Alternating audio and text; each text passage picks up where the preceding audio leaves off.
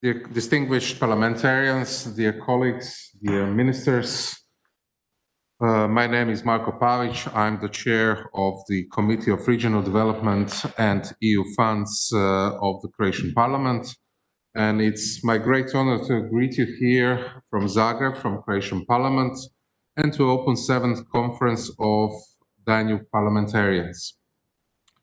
This is a difficult time for all of our countries. We gather in extremely difficult and challenging times, connected by the beautiful Danube River and across the world.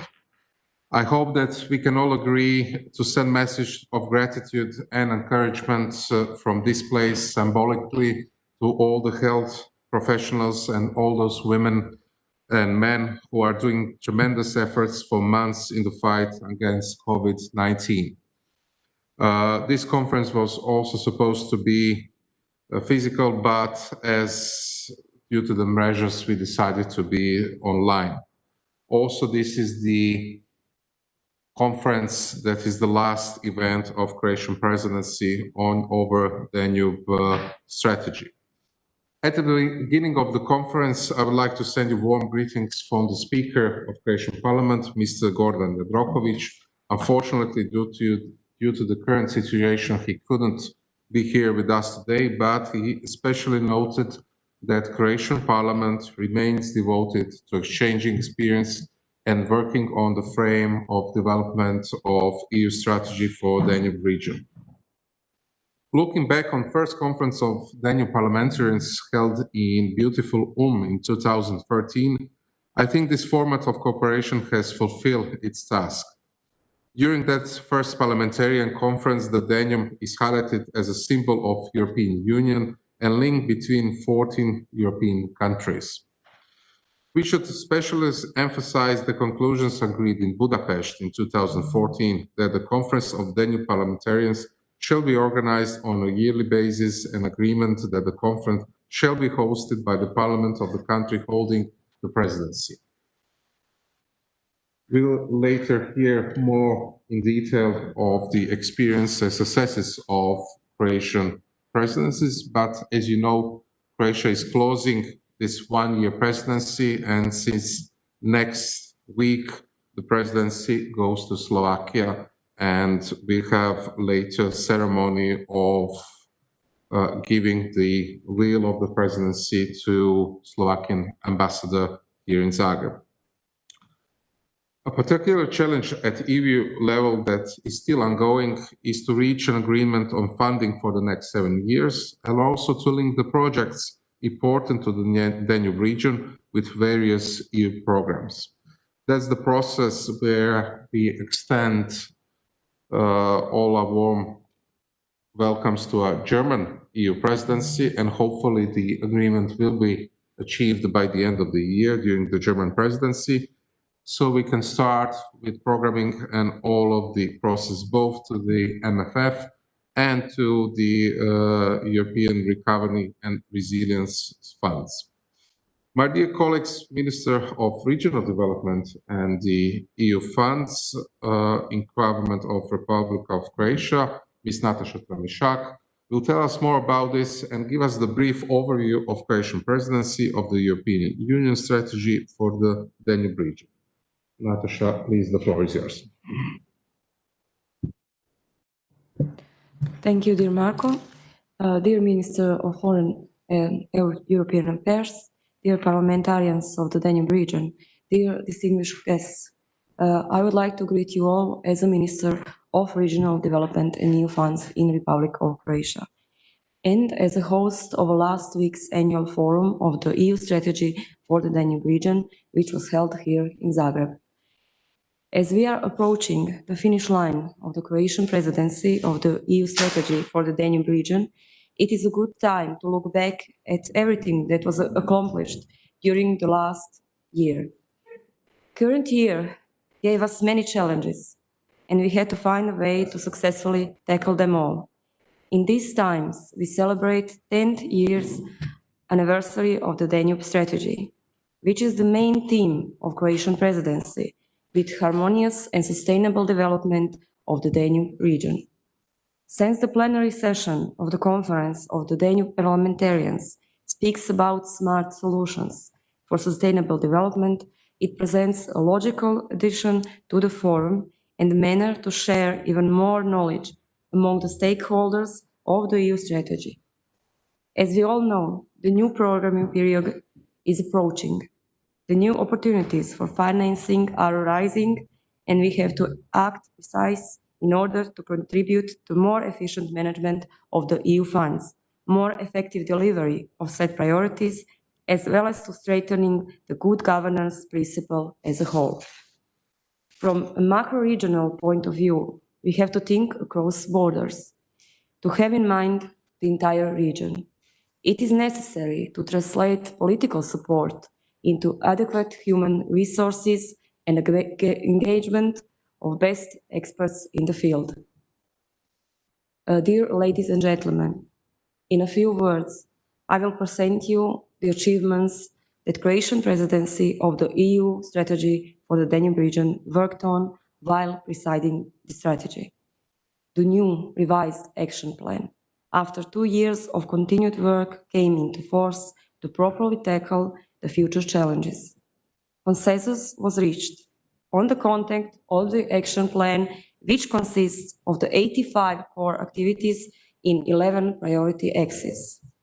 The embedding process of linking the priorities of the Danube strategy with the financial sources of the new programming period 2021-2027 has been recognized as our key activity.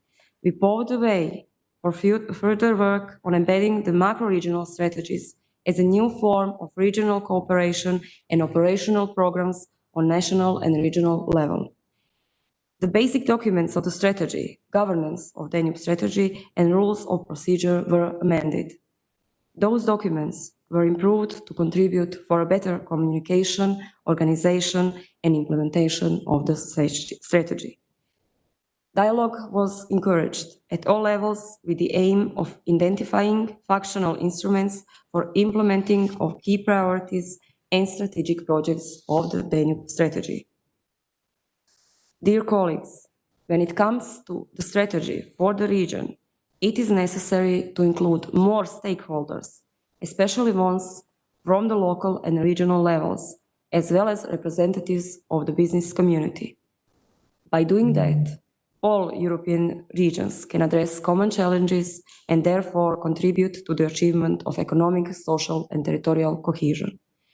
In order to achieve that, all 14 participating states of the Danube strategy should act in a coordinated manner in order to translate initiatives and ideas into concrete actions and changes, which would meet the needs and the expectations for the prosperity of both business and citizens in the Danube region.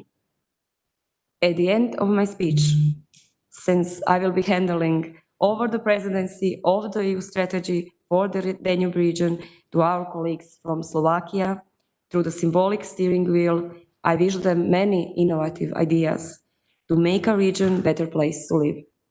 Together, we have set a good path for the upcoming presidency, and I am looking forward to the fruitful discussions in trio presidency. Thank you, and I wish you successful work. Thank you to Mr. Kacich, especially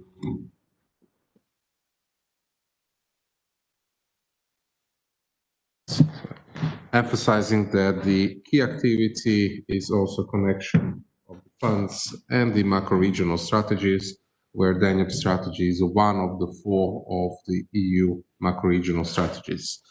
Connection between sources of funding and the strategies is also the way to enhance the implementation of the strategies and further cooperation between all of our countries. So thank you for your contribution.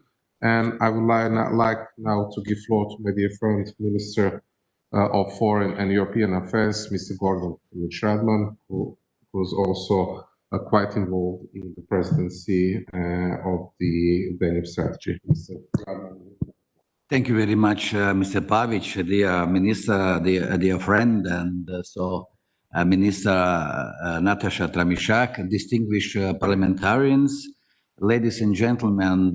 So good morning to everyone, and it's really my great honor and pleasure to be with you. To add my also welcome to the 7th Conference of Danube Parliamentarians. Unfortunately, the pandemic crisis forced us to adapt to the new reality and methods of cooperation, but we discovered that it's possible, but it should not be in future the practice, but however, we just learned something for this and we adapt us finally, at least. The Danube River is for centuries the lifeline of Central and Eastern Europe. It connects over 100 million people in the Danube region, where the economic, social, and cultural interconnection impacts their everyday life. Looking back on my career as a diplomat and now as a minister, and of course in my capacity as current president of the Danube Commission with the seat in Budapest, I've been connected with the countries of the Danube region for almost 30 years. And I can only confirm once again that the Danube, this great river, this really great river, is a crucial integration factor of the European Union and all of Europe. Last week, on the occasion of the 9th Annual Forum of the EU Strategy for the Danube region, I held a virtual meeting of governmental representatives responsible for the Danube strategy. At the meeting, as well in the adopted joint statement, all of the 14 participating states of the Danube strategy reaffirmed their political support to tackle the existing and emerging challenges and furthermore, to engage efforts to unlock the full potential of the Danube region. A strong support for the advancement of the EU enlargement process and the opportunities opened by EU SDR activities in supporting the reforms was also reaffirmed.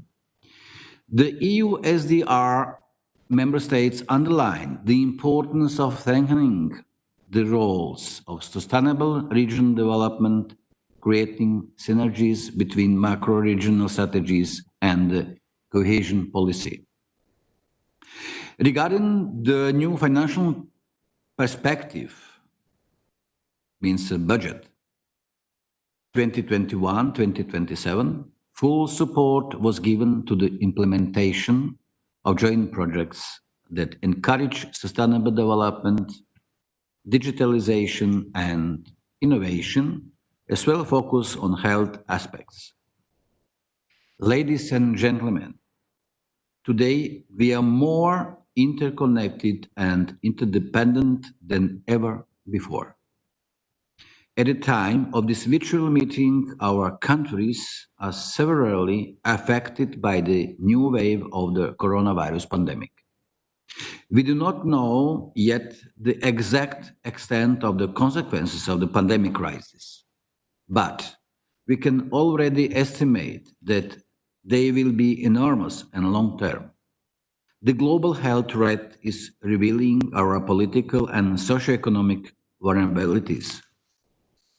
On the other hand, it promotes our creativity and ability to react quickly in order to define measures to mitigate the social and economic effects of the health crisis on people, jobs, companies, and the local economy.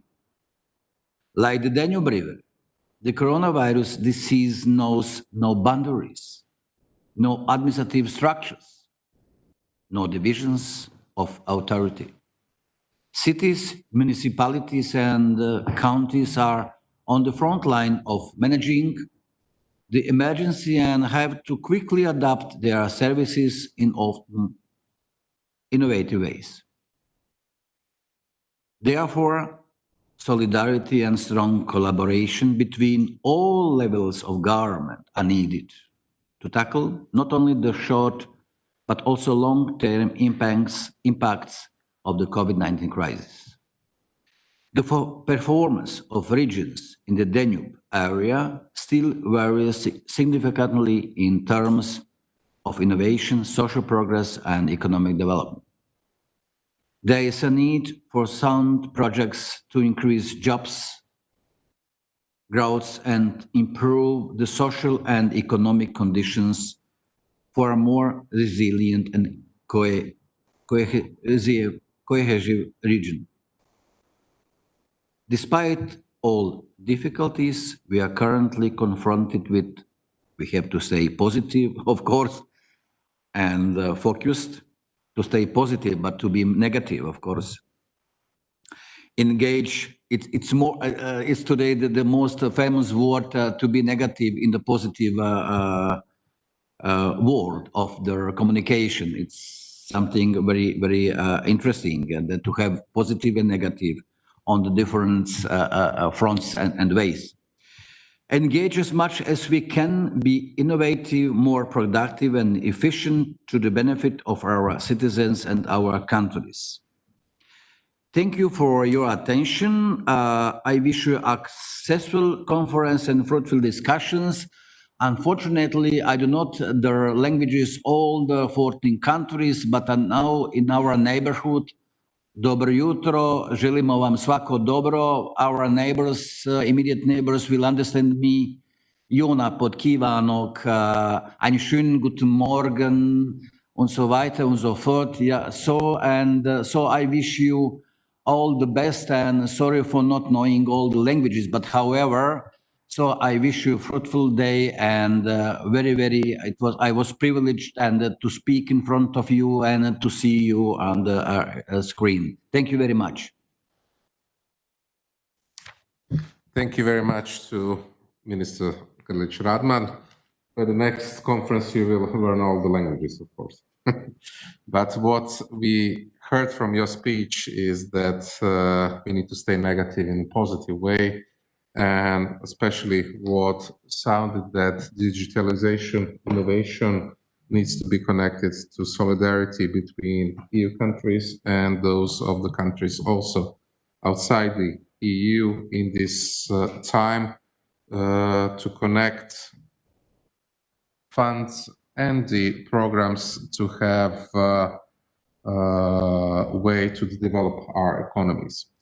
And that's why I'm really glad that the plenary session topic is smart solution for sustainable development. But if you look UN goals for sustainable development, we see that not only protection of our beautiful nature along the Danube, but it's also how to sustainably develop our economies. When we see that 25% of the cohesion European funds will be transferred to Smart Europe and solutions and 30% to the Green Plan, we see that with investment in next 10 years, we will have to develop smart solutions and green solutions for our economies. That's why we are very proud in Croatia that we had our first unicorn startup sold by 1 billion kunas company called Nanobit that started only 10 years ago, which is almost 150 million euros. They are a high-tech company in gaming industry, developed lots of products here in Croatia, and those kind of industries we would like to support and see as sustainable development. That's why discussion on the possibility of increasing the number of high-tech companies and the competitiveness of small and medium-sized enterprises in the region will be focus of the debate within the plenary session. Enhancing the transfer of knowledge between universities, economy, and local communities, as well as creating new jobs with high added values. That's the right path to prevent brain drain and to foster long-term regional development. We ask our friends from small Croatian town of Novska, where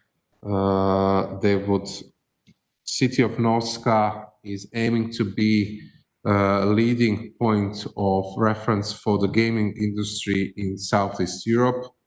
To introduce themselves, they have stimulating the business environment by establishing business incubator called Pismo Novska, and the city became a calling example of fusion between European funding, local community, and entrepreneurship. Business incubator Pismo Novka is focused primarily on development of gaming industry, and we wanted, in short movie, to demonstrate to you the example of sustainable or smart solution for sustainable development as we see that we need in the Danube area. So please, if we can have a small demonstration, 5 minutes video from Novska showing their example of success.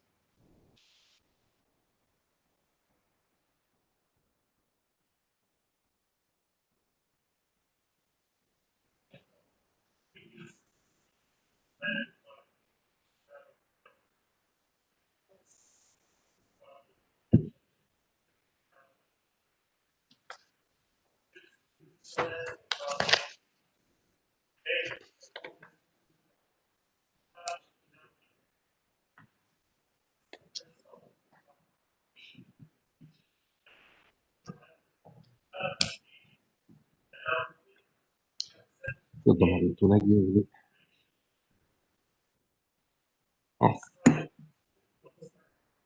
to je to.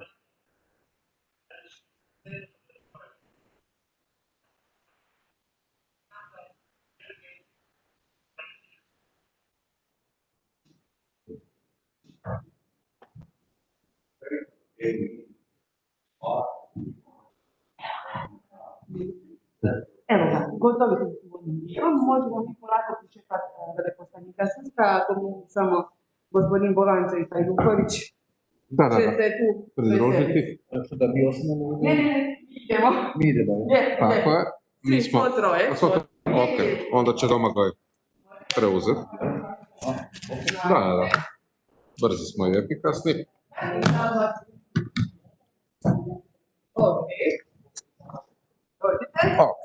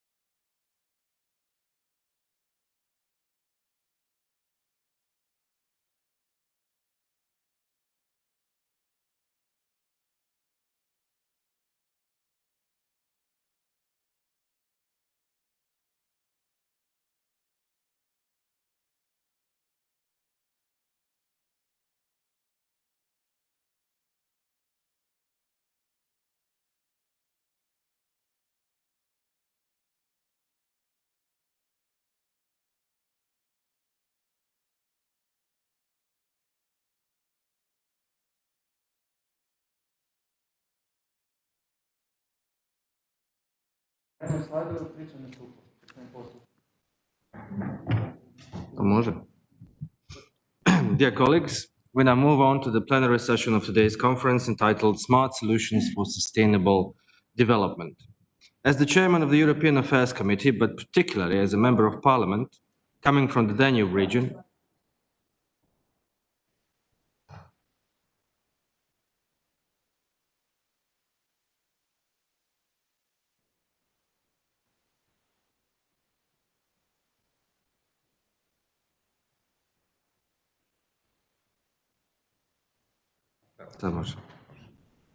Okay, after some minor technical difficulties, dear colleagues, we now move on to the plenary session of today's conference entitled Smart Solutions for Sustainable Development. As the chairman of the European Affairs Committee, but particularly as a member of parliament coming from the Danube region, it is my honor and pleasure to participate in the 7th conference of Danube Parliamentarians. Danube is a vein connecting the Black Forest and the Black Sea, but also connecting countries, peoples, and cultures. European Union strategy for the Danube region recognizes the importance of Danube Basin for Europe, and Croatia had the honor and privilege to hold the presidency of EU SDR in these challenging times. In the Croatian parliament, we decided to focus the 7th conference of Danube parliamentarians on smart solutions for sustainable development with aim to encourage exchange of experiences in knowledge economy, particularly focusing on SMEs. Our first keynote speaker today is Professor Zdravko Kacich, Rector of the University of Maribor. University of Maribor is an active contributor to EU SDR, and we are looking forward to his valuable insights. I now invite Professor Zdravko Kacich to take the floor.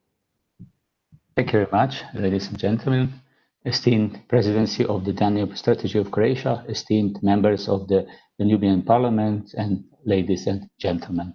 I have a presentation. I would like to share it with you.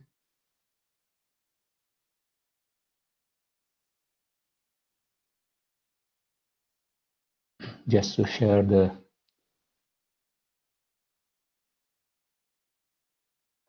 screen.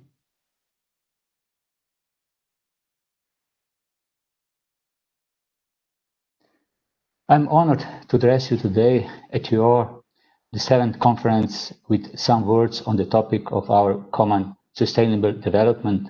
And I think it will be a smart sustainable development if we understand that it must be based on innovation. We all have learned, not only through the COVID-19 crisis, that we have to change our way of living in many aspects regarding the resources that are at our disposal, regarding the mutual relations between us and our fellow nations in the world, as well as how we access and distribute knowledge that is the base of every development. Without knowledge, there is no development. The European Union strategy for the Danube region has 3 elementary rules or imperatives. It does not strive for additional funds, does not allow establishment of new institutions, and also does not mean any new EU policy. It is meant to emphasize and also regulate the main development goals of the Danube region by agreement between the member states and the EU.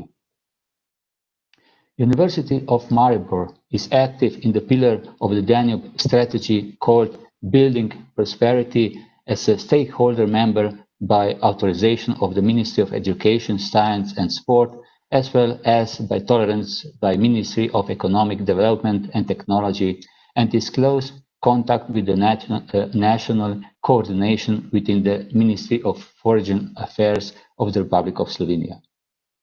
This pillar, as you know, consists of 3 missions of universities: Science, Priority Area 7, Innovation and Knowledge Transfer, Priority Area 8, and Education and Training, Priority Area 9.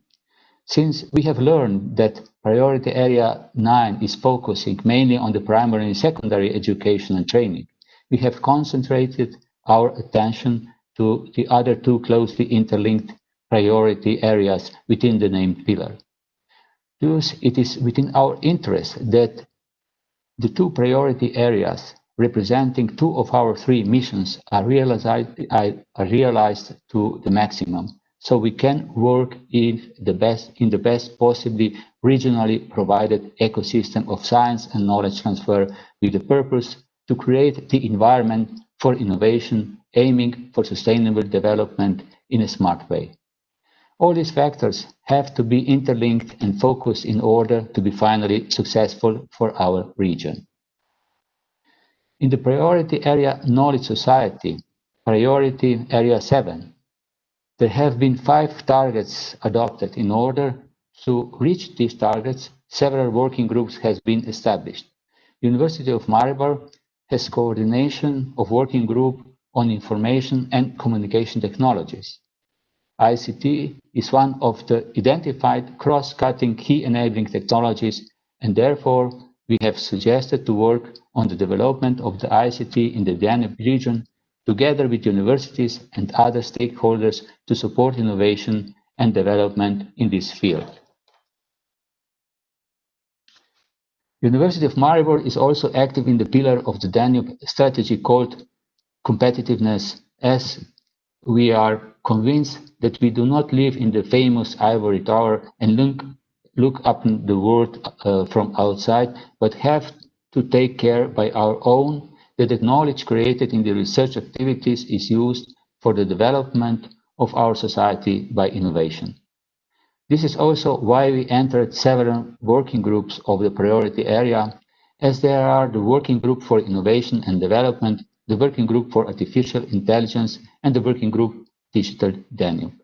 The outcomes of this engagement, and we are not alone in this, is firstly the establishment of the Danube Transfer Center as Association of Technology Transfer Offices in 11 Danube countries that cooperate together in various projects and offer their services to users from the Danubian region and beyond.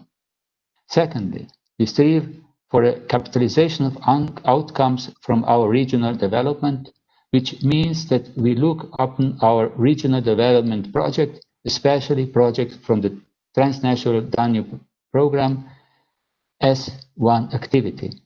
In this way, we can win more synergetic effects from an individual project than we would if we saw each project isolated for itself. In the scope of innovation and development, University of Maribor has done several moves in the past 6 years in order to provide for mechanisms and tools for the enhancement of research and knowledge transfer. We are a member of Danube Transfer Center, but have also entered European Enterprise Network, which is a global network of knowledge and innovation supply and demand institutions. By this, we open our client services on all levels of cooperation and function as a one-stop shop for smart specialization, innovation, and business cooperation. We are partner of the Demola network. Demola was developed within the European Union strategy for the Baltic region, coordinated by University of Tampere, Finland. This network was presented as a project meeting of the Interreg project SII technology and later introduced at 10 locations in the Danube region. Demola offers interdisciplinary groups of students to companies with development challenges. The process is a cooperation process. This is a good case of capitalization of existing mechanisms by transferring them to the Danube region. University of Maribor established DHUM, a regional digital innovation hub with an emphasis of offering digital innovation services to local and regional clients. We also wish to be a European digital innovation hub and are in the process of application. In the Danubian perspective, it would make sense to create a Danubian digital innovation hub, which we are discussing with the working group Digital Danube. On the path toward a small and innovative Danube region, we permanently meet obstacles that must be better overcome in the future.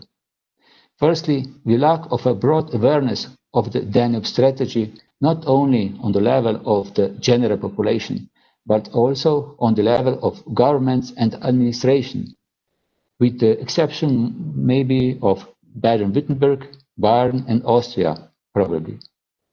National authorities miss to accept that an agreement has been signed and that one should also take care of the realization of this agreement. It seems that some national authorities are not affiliated with the idea of a Danube area. Secondly, and connected to the first point, we lack of a legislation that would enable us to realize the Danube strategy goals and meet the set targets. Thirdly, we missed so far to integrate the Danube strategy in our national strategic planning and acting.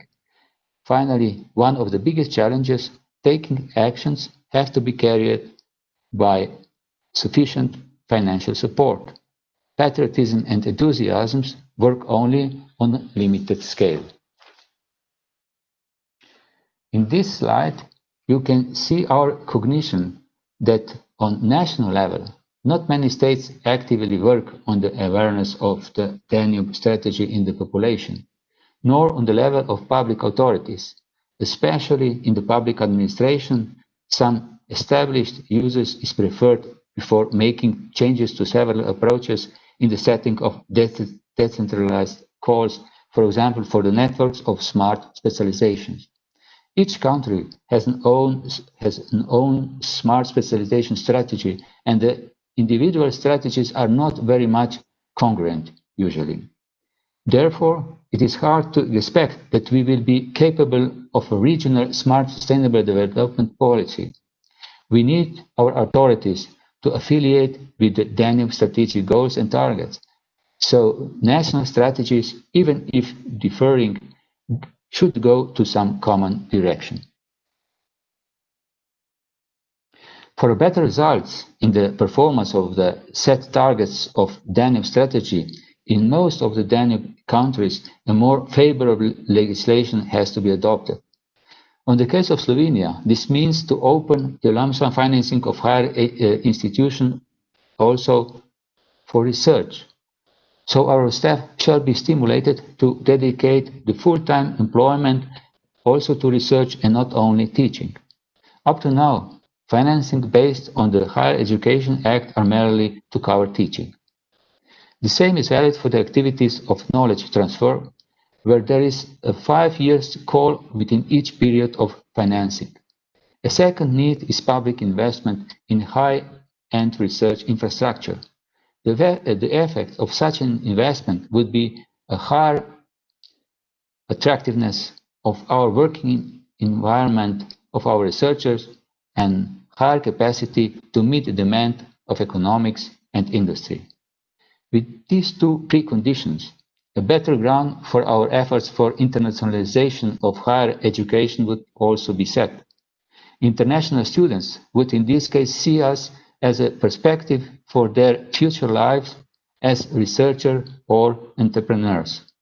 By this, also our own young generation would recognize that they do not have to travel in the world to find good conditions for a fruitful professional life. In view of internationalization, language of teaching plays an important role. In science, since many years, the great majority of researchers recognize English as lingua franca. But in higher education teaching, it seems much more difficult to accept this even for international studies. Finally, I wish to share some thoughts on what should happen to enable us to reach our common targets and to realize the Danube strategy. Firstly, as this might be most relevant for you as members of the Parliament, the national legislations has to reflect the international agreed development goals. It does not make any sense to enter agreements and neglect the overview of existing legislation and verification of matching between that what we want and that what we allow for. In Slovenian case, and we are in the process of adoption of two new important acts, the Higher Education Act and the Act of Research and Innovation in Slovenia, as mentioned above, the legislator should adopt a systematic legislation for all three missions of the university. Without universities, there is no development, especially not a smart development. This legislation has to be followed by reasonable budget. If I promise 2% GDP for higher education and reach less than 1%, it is no miracle that the national targets are not met, not to speak about multinational set targets and goals. A lack of the fulfillment of documented promises leads to a lack of trust, and this leads to a decrease of domestic and foreign investment in our region. University should be able to finance support structures for knowledge transfer. That is the process of transferring the research results from TLL 1 to 3 to the high levels from 4 to 9.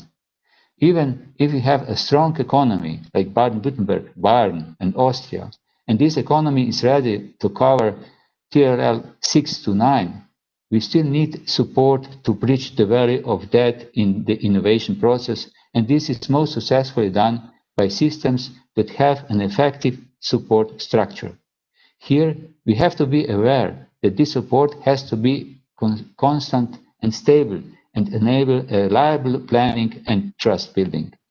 If we put the cost for the support structures in the innovation process to the private hand, the innovation process will be too expensive for the most SMEs and planning and trust building.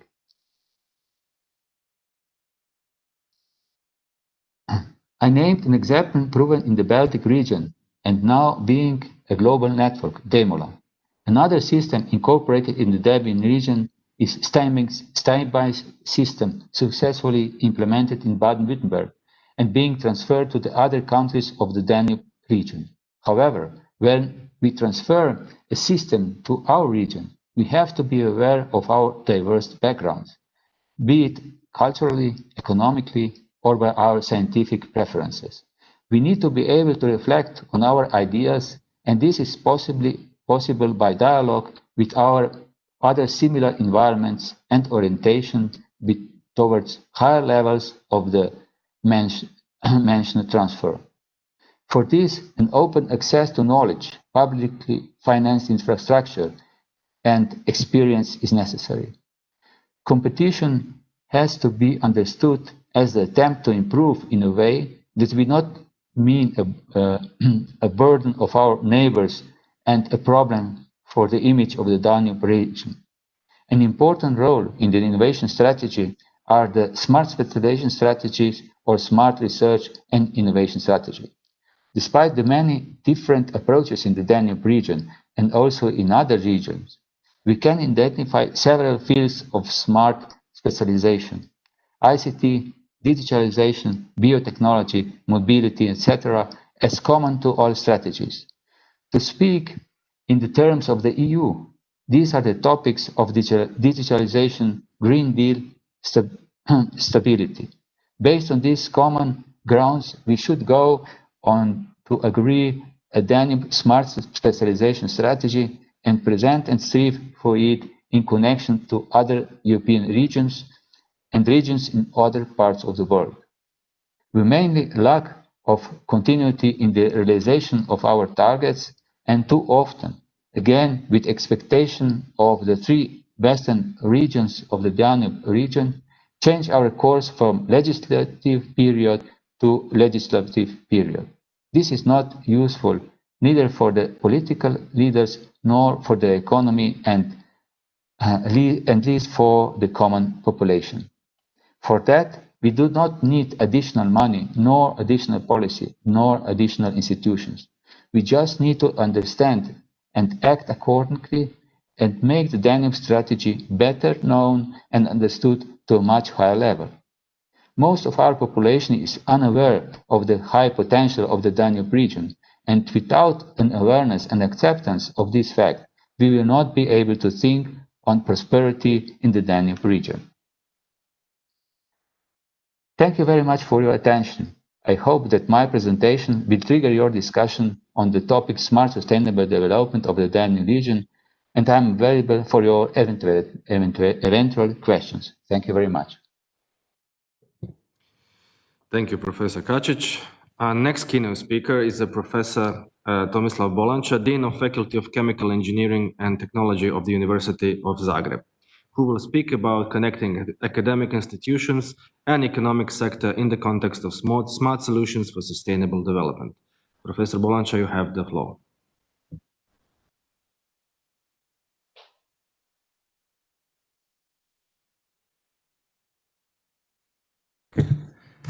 Thank you very much. My name is Tomislav Bolanča. I'm coming from University of Zagreb, and recently I was asked to present some lower level experience on spinning off entrepreneurial university spin-off companies in real world example. So I'm sorry I don't have a written speech. I will talk in my directly from the head.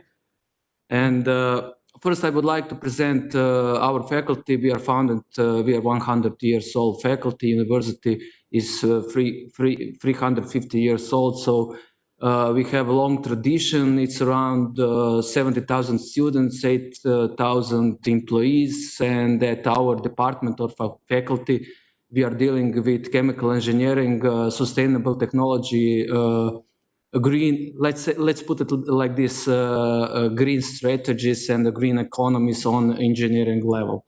So of course we have a good. Very good professors. We had very good professors during the 100 years. We have a Nobel Prize winner, which is Vladimir Prelog, and we are dealing. He was organic chemist, and we start with real good organic chemistry. Then we focused on the environmental engineering, energy, reaction catalysis, applied biotechnology, materials, and so on and so on. So we now have around 200 employees, and we are handling of about 35 million euros different types of projects. So and 1/3 of this money is coming directly to our faculty. So we are very well financed.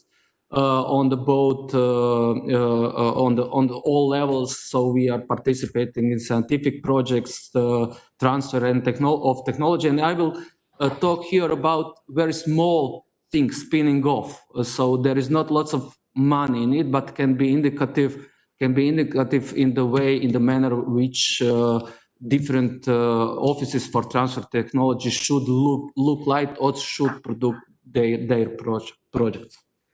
So, okay, that's a little bit gone, but when to spin off? So when some of the professors exceeds his overall working hour around 20% or more, the company should spin off. So the employee could stay in the business as a consultant or as a management person, bringing up more business on the faculty and bringing employees, and then the final goal is absolutely fulfilled, because both university or faculty and particular company is earning more money, which can be divided between the public sector, which is university in our case because we are state university, and a particular spin-off company which has to create intellectual property, which are basically bringing the money. So when to spin off? From the faculty point of view, it is good to spin off because the mission is commercial oriented. At the faculties, at the university, you have to take care about the science and about the students, about the lecturing, and then that makes whole academic environment a little bit slow, uncompetitive, and not agile enough to be everyday partner in transferring technology. So when you are spinning off, then you are taking care only about the business, only about the transfer technology, and you can meet the potential of your clients. That means particular industry. So what do you have? Else you have lots of flexibility, because in academic sector, especially when academic sector is linked directly with and finance from the state budget, then that means that you have to fulfill lots of procedures when somebody should be employed, or when you should order some supplies and so on and so on. When you have spinning off company, you don't have that. So of course, easier meeting of deadlines, faster processes, enable faster growth, especially in this exponential growth in the first years, and so on and so on. So, what should we do? This is the product of. I'm sorry about the slide. I didn't know that, but at our university, which is a rather large university, we made let's say a procedure of how to make a spin-off company. So one should present a sustainable business plan over 5 years. And I should point that there is lots of conflict of interest policies which should be properly taken care of, especially intellectual property, and then the leases, the link between the company and the public sector. That means your owner, that means the state, because there is always question about the laboratories, offices, expensive equipment, and so on and so on. So that should be properly taken care of, and lots of lawyers should be involved to be on the safe side. Of course, we have to approve the business plan, then to approve the business plan at the university, faculty cancel, then open the account, deposit initial money like share capital, and so on and so on. So I would like just to stress the public opinion problem, because especially our region near the Croatia, we are not so familiar with spinning off. So the basically not the state, but the overall public opinion all over the Croatia, people will be not, let's say, positive, and can block the substantial initial capital deposit in our company. So that might be the issue which can be, let's say, easily solved in the next year, so that these kinds of business will be not just acceptable, but also promoted at the proper level. So this blocks investing, this blocks recapitalization, this blocks initial growth, can block liquidity, and so on. It brings lower trust of the consumer because of not so good environment in the public. So I just have to stress that. So this is a real example. So we opened, I can go to the next one. We opened our first spin-off company, which is, I'm talking about the states, that we are public university, and our firm is only owned solely from the public sector. So 80% from Faculty of Chemical Engineering and 20% University of Zagreb. Our turnover approximately last year was around 200,000 euros. That means that they are rather small business. In growth, we have basic organization like any other firm, shareholders, board of director, employees, outsourcing, and so on and so on.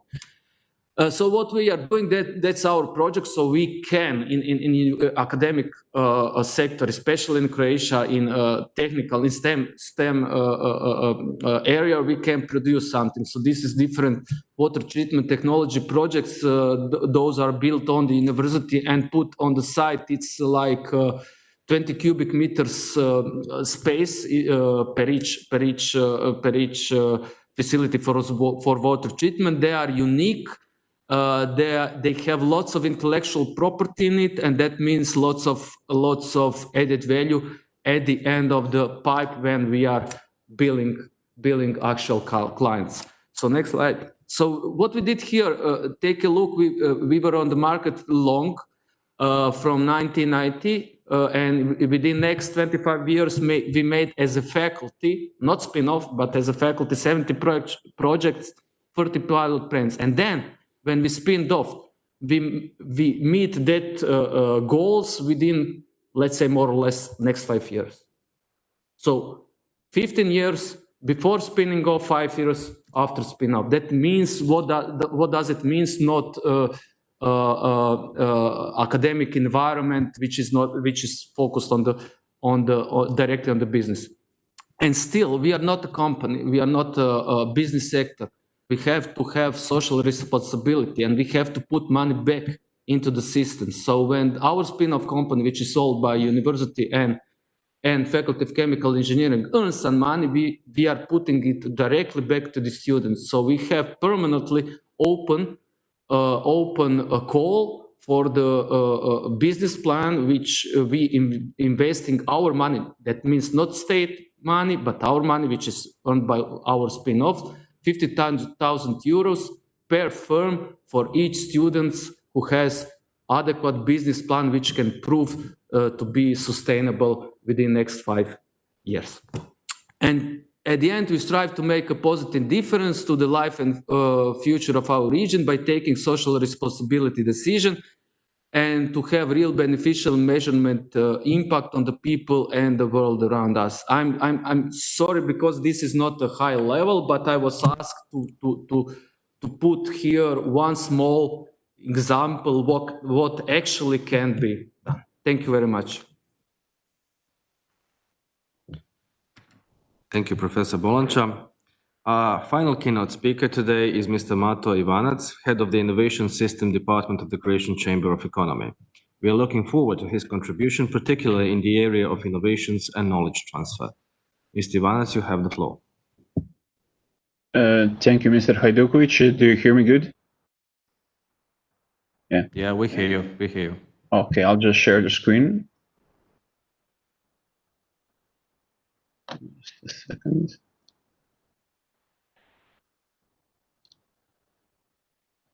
Okay.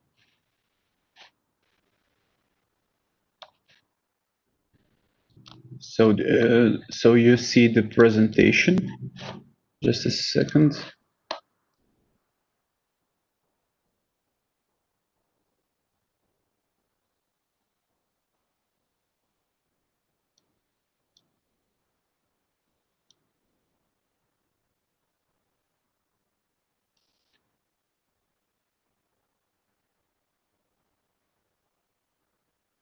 Okay.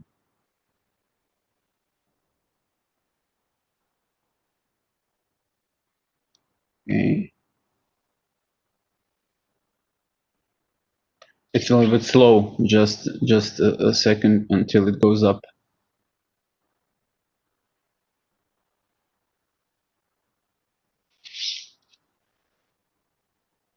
You don't see the presentation, right? Oh.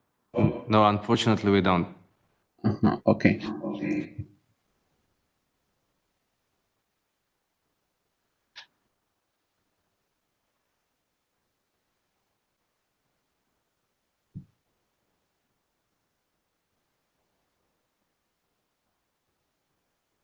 Is it now up? No, not yet.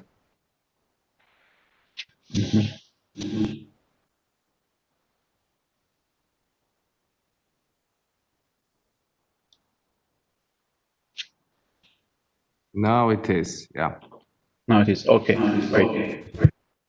Ladies and gentlemen, thank you very much for the opportunity to present you the work that we are doing now in Croatian Chamber of Economy. Today I'll give you a brief overview of what we are working on and what at the moment project is important for us and that we want to present you especially for the Danube region because we see the opportunity for cooperation. I'm from Croatian Chamber of Economy. I'm head of a department for innovation system, and it just doesn't. Just a second.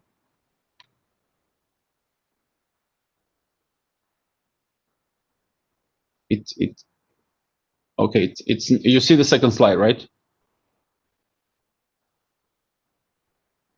Yes, we see it. It's okay. Please continue. Okay, thank you. So, a sector for industrial development and innovation system is a part of Croatian Chamber of Economy, and it is focused on implementation of national strategy, such as strategy for boosting innovation, strategy for smart specialization, and strategy for industrial development.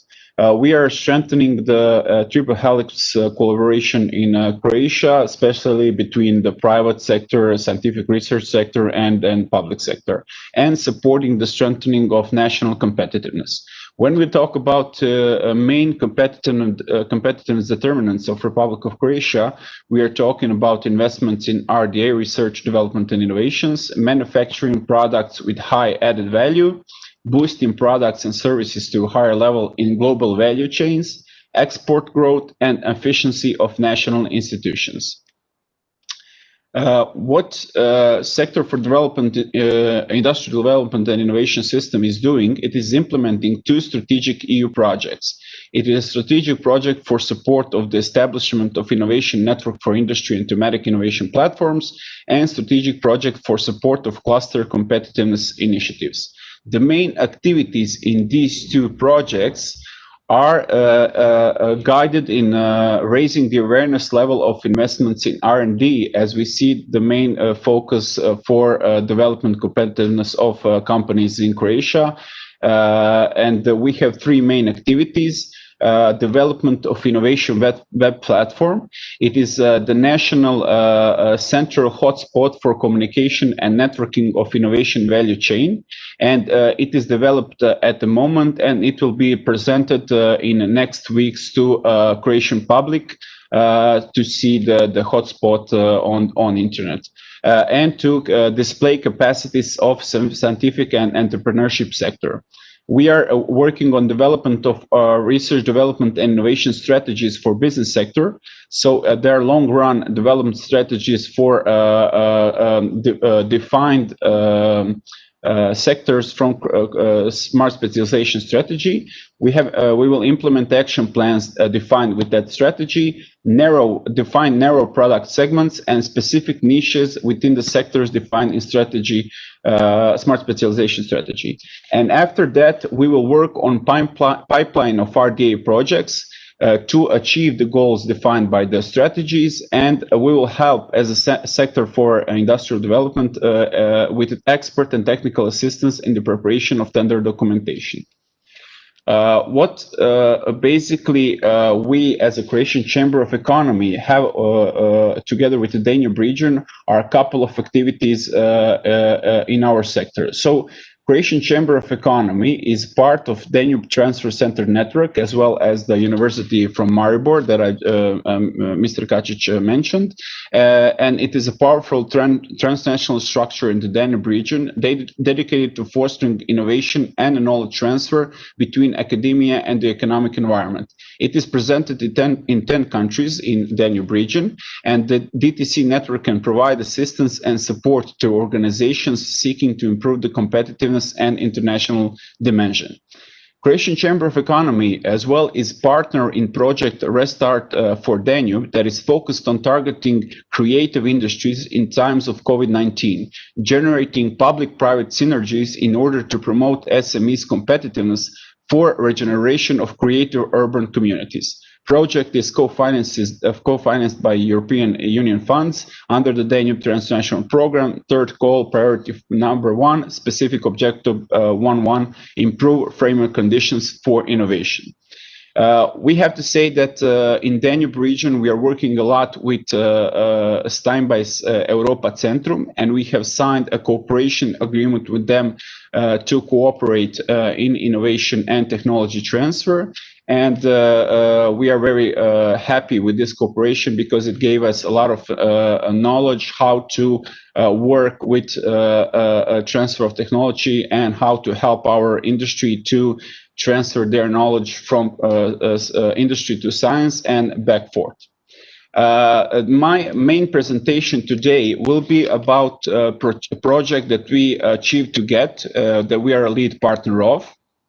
It is financed by other region by a cross-border program, Interreg Italy Croatia, but the substance of the project is something that we in the future would like to copy in Danube region, because we see it's a huge potential for that. So Innova Mare is the project financed by Croatia-Italy cross-border program. And it has a perspective in a way that it doesn't look at the sectors to be funded, but it looks from the position of challenges. What challenges we have today regarding the environment, and how industry and cooperation between industry and scientific research institution can help to bring new innovative solutions that could tackle these challenges. When we look from the perspective of challenges, we see that our Adriatic Sea has a huge number of challenges that we have to deal with. And today, with the solutions that we have today, it's very limited possibilities for this. So if you look, we have 49% of the known forms of life in the Mediterranean are present in the Adriatic Sea. 64 known fish species are threatened with extinction, largely because overfishing. By 2050, sea level will rise for 12%. Amount of marine litter is 2 to 5 times greater from those in other seas. Solid waste and direct discharge of wastewater are key negative factors for degradation of coastal and marine ecosystem. And where do we look for solutions? Without talking about environmental impact, we are saying that we have an economic impact as well. By environmental impact, we have an impact on huge important sectors in Croatia and Italy as aquaculture, fishery, sea traffic, and tourism. So Innova Mare project is a strategic project in worth of 5.6 million euros. Inside of it, there are 14 strategic partners, 4 universities, 3 maritime institutions, 3 business supporting institutions, 1 maritime cluster, 1 regional authority, and 2 SMEs. If you look from Italian side, we have universities, SMEs, as well as regional agencies. And from Croatian side, we as the Croatian Chamber of Economy are lead partner on this project. We have as well Institute Ruđer Bošković, Faculty of Electric Engineering and Computer, University of Rijeka Technology Transfer Office, University of Dubrovnik, Šibensko-kninska County, as well as SME Geomar Deo from Split. But what is the main aim of Innova Mare project? Well, we will develop and establish cross-border innovation ecosystem model in area of underwater robotics and sensors for purposes of monitoring and prevention of sea pollution with a mission oriented on sustainability of Adriatic Sea. How are we going to do that? Well, Innova Mare project is aiming to raise collaboration of innovation players and give them mechanisms and tools to boost development of new innovative solutions in area of underwater robotics and sensors. So basically, we see as a possibility for developing new innovative solutions in area of underwater robotics and sensors as solutions that could monitor and prevent sea pollution in Adriatic Sea. And this is our main aim of the project. We will do 4 key elements on the project. We will establish a digital innovation hub for innovative underwater robotics and sensors in Šibenik, and it will have its branch in Italy as well. We will develop strategy and action plan for model of innovation ecosystem. We will create a prototype of innovative robotic and sensor solution that will show off the technology transfer between scientific research institutions and companies to see what are the innovative solutions that could tackle the problem of sea pollution. And we will develop a web interactive platform for collaboration of all the innovation actors in this area. So our vision with this project is to become this innovation ecosystem in Croatia and Italy, to become a cross-border innovation ecosystem as leading center of cooperation, knowledge, and technology transfer for development of new innovative solutions in underwater robotics and sensors. And our mission is to pave the way on cross-border and transnational level of collaboration and knowledge transfer for one mission, sustainability of Adriatic Sea. A successful innovation system must include strong basis in local know-how and pool of talent, clear targets to achieve international best practice, global reach and goals, networking relationship with the top runners, access to continuous flow of attractive players. All that will be linked through the project. When we look at Innova Mare innovation ecosystem, the main stakeholders are from left side, but as well from the right side. On the left side, we have quadruple helix approach, local and regional government, business, civil society, and scientific research institutions. But we need to reach this awareness of people inside of Croatia and Italy, but as well in other areas, for this problem of sea pollution, and see it as a potential challenge to bring new innovative solutions in robotics and sensors. We need as well media, financial institutions, venture capital funds, private equity funds, and public institutions. These stakeholders will help the quadruple helix stakeholders to bring this innovation ecosystem to fruitful collaboration process and to bring new innovative solutions to the market that could be having the global reach, not only on cross-border level in Croatia and Italy, but to help to challenge, these challenges in other areas of the world. What will be the main central point of innovation ecosystem? It will be a digital innovation hub placed in Šibenik with a branch in Italy. It will have four main pillars: education, collaboration, technology transfer, and idea tunnel financing. We will educate all the stakeholders inside the innovation ecosystem on topics as technology transfer, spin-offs, new business models, innovation management. We will have a web innovation platform that will help collaboration of all the stakeholders in cross-border area. We will have the pillar of technology transfer, where we will help the companies and scientific research institutions to bring their knowledge between each other. And idea tunnel financing, we will help the new ideas to be financed by the institutions that could finance these kind of ideas and solutions. In Innova Mare project, we will have more than 104 activities. We will have roundtables, interviews, trainings, workshops, conferences, roadshows, and study trips. With all these activities, we will tackle more than 1,000 participants from position of researchers, local, regional, and national public authorities, regional and local development agencies, companies, universities, centers of excellence, and NGOs. Please join us on our journey. We have to be all together in one mission: sustainability of Adriatic Sea. Thank you very much for the presentation. My main conclusion at the end of this project is that we are developing this for a challenge of pollution of Adriatic Sea, but development of robotic and sensor solutions in underwater areas is the same thing as developing it for the rivers, for the lakes or other areas that are polluted, and there need innovative solutions in robotics and sensors. And this is our aim to make this possible in Danube region as well. Thank you, Mr. Ivanac. I will now open the floor for debate.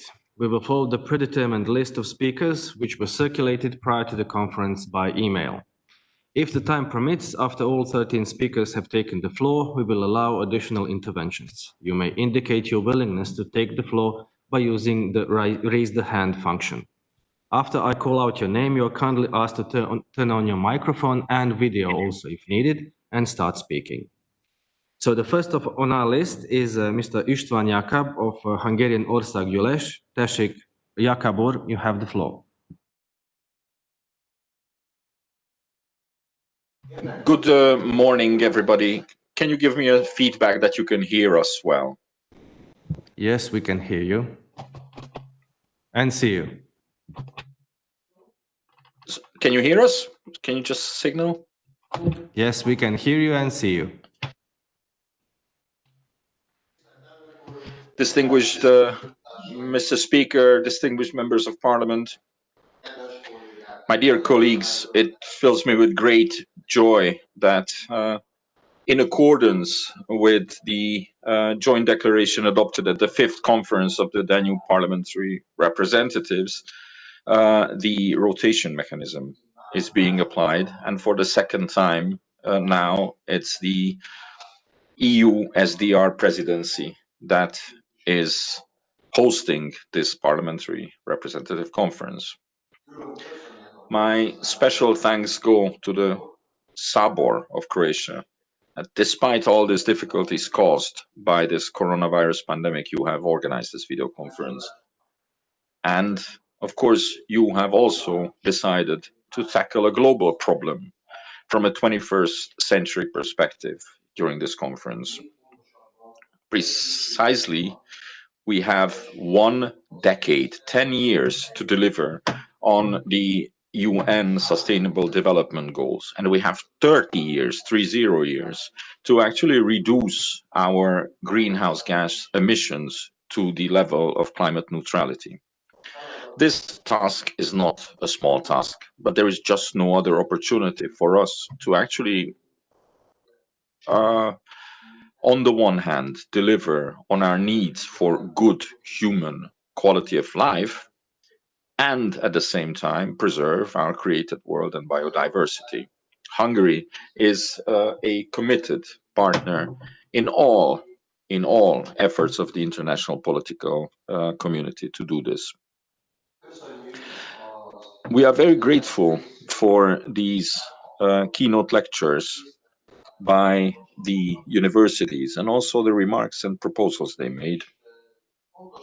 And we consider it important that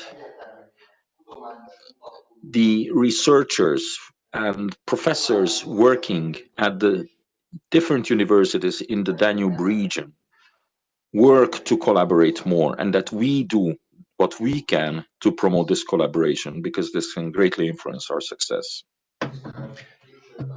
Esteemed members of parliament, in an EU comparison, Hungary has a very diverse system of institutions that serve sustainable development goals based on an expert's assessment prepared on a mandate from the European Parliament.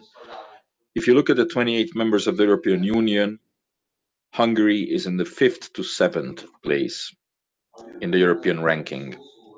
We were the first in Hungary to introduce the system, the institution of the Ombudsman for the future generation. Almost unprecedentedly, it was our national parliament that was the first one to create its own body for interest assertion called the National Council for Sustainable Development.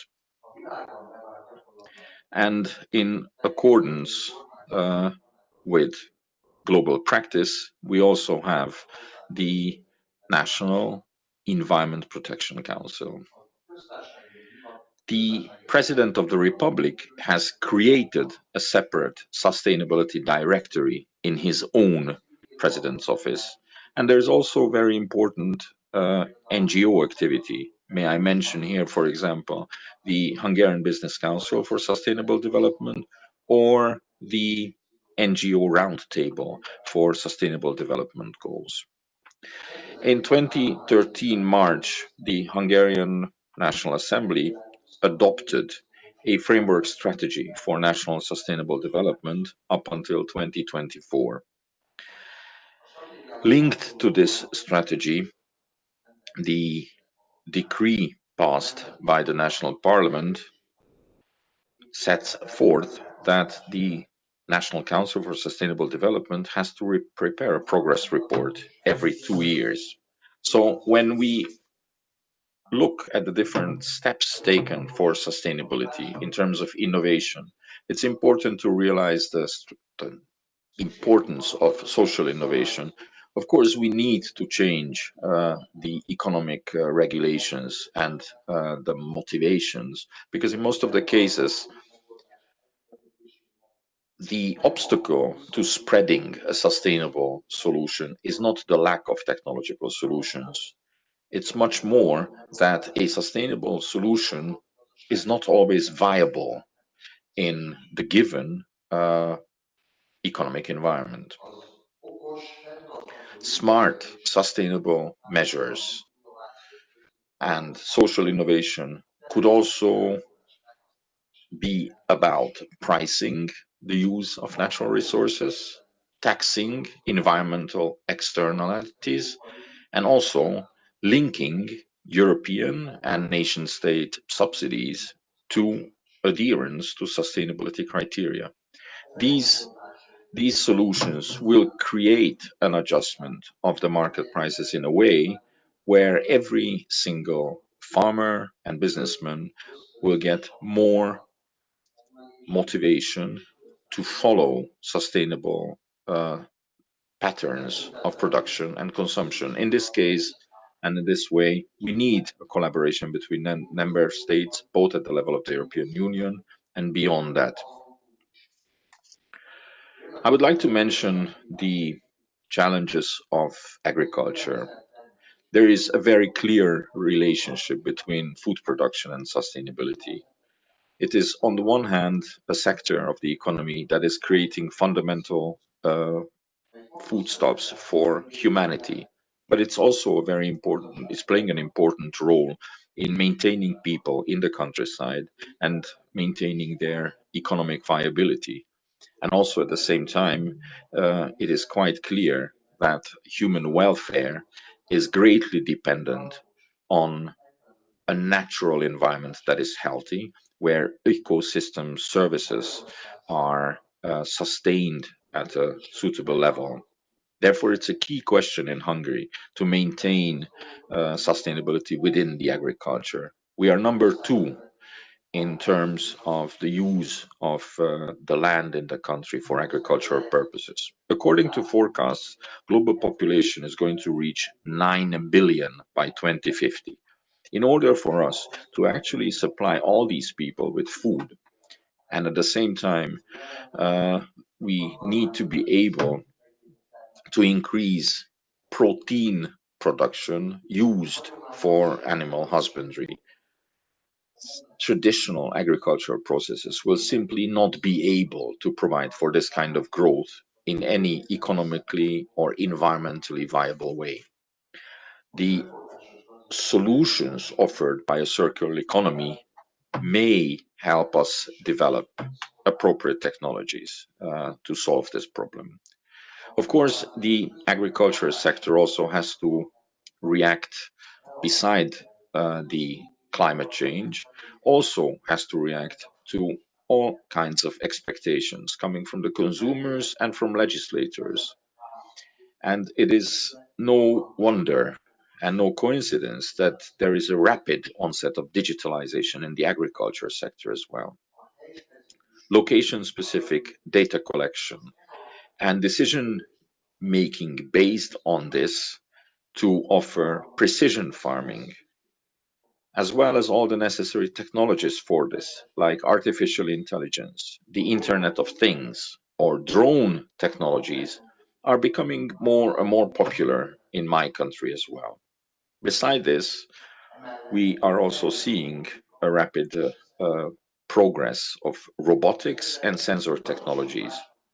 More and more conscious consumer attitudes also necessitate that we make more transparent for consumers the origin of foodstuff, or that we reduce the use of pesticides or chemical agents and instead rely more on precision farming. Hungary was the first in Europe to create the digital agriculture strategy, which, beside wanting to make efficient use of our environment resources, also collects data, processes these, and endeavors to automate technologies, to apply more and more robotics in order to increase the efficiency of agricultural production and the economic viability of food production.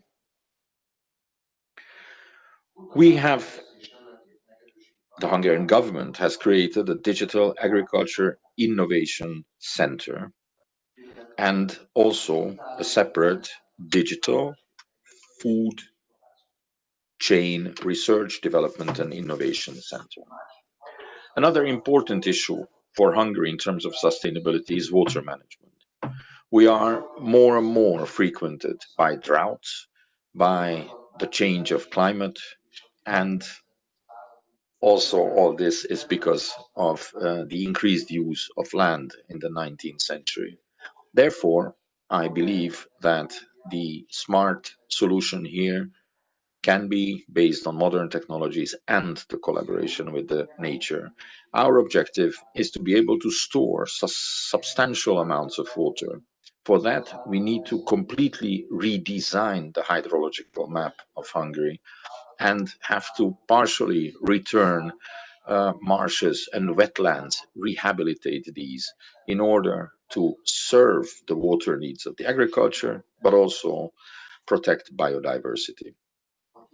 And finally, in terms of challenges and smart solutions, I do not think I would have enough time to enumerate all these, but I should finish by saying that I consider this video conference to be extremely important and useful because it has again shown how important the parliamentary dimension of the EU DSR is.